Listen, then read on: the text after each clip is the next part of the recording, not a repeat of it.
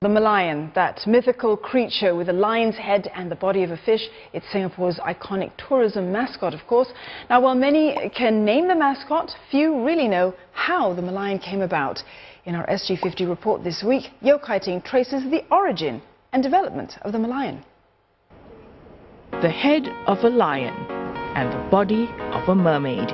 This statue has long been regarded as an icon of Singapore. Many visitors here make it a point to stop by the Merlion for that holiday snapshot.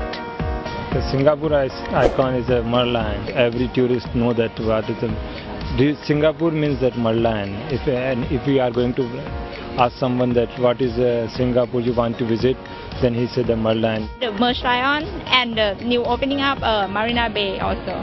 新加坡正好是国庆50周年，对吧？然后鱼尾狮应该也是像一个新加坡的一个守护神。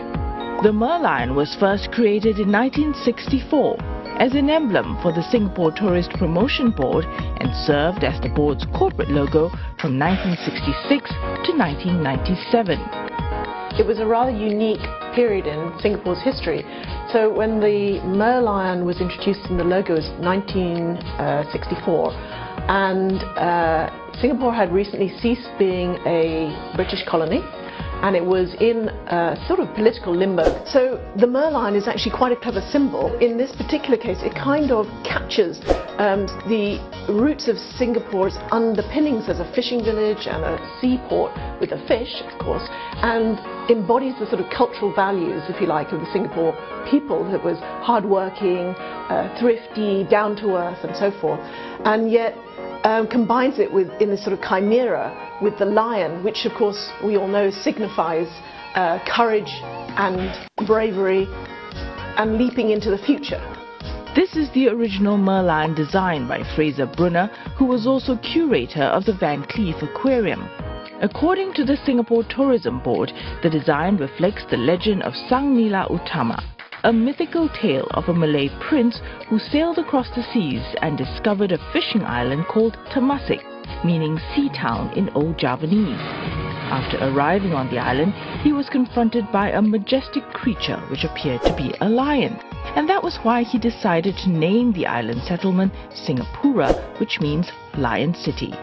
The head, the face is of course reflective of the lion-like creature that he saw when he landed here, and then the tail is to symbolize our humble origins as a fishing village.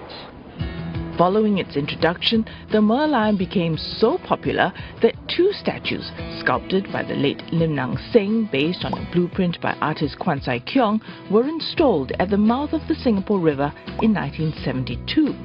This installation was officiated by Singapore's late Prime Minister Lee Kuan Yew.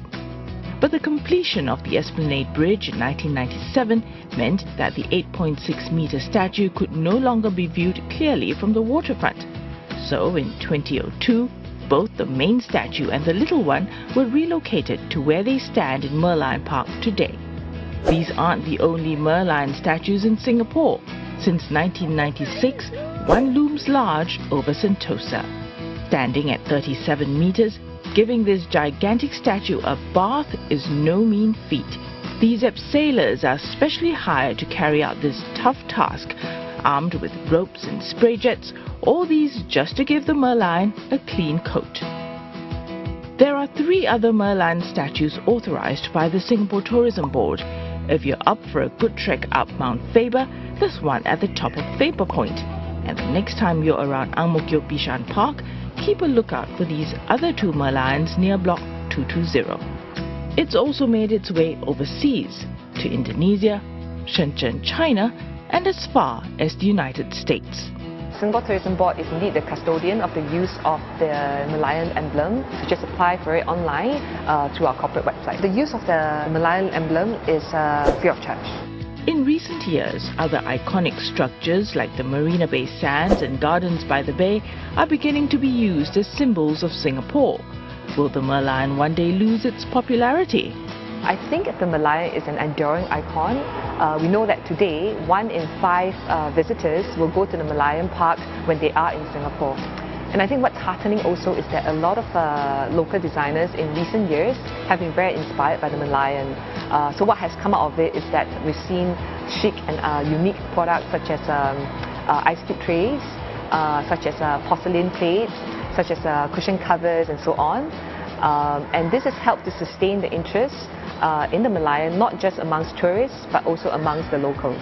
In a sense, I think that the Marina Bay Sands, which is so iconic in the skyline, is actually the kind of logical transformation, if you like, of the values that the Merlion represents.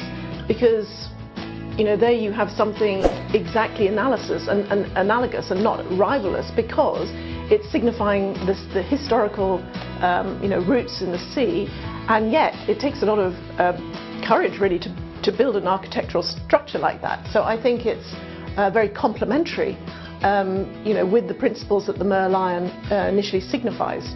And perhaps it's time to give the Merlion a renewed vigour. Regardless, the endless flow of visitors to the Merlion is a testament to the icon itself, and it seems the Merlion isn't ready to lose its shine just yet.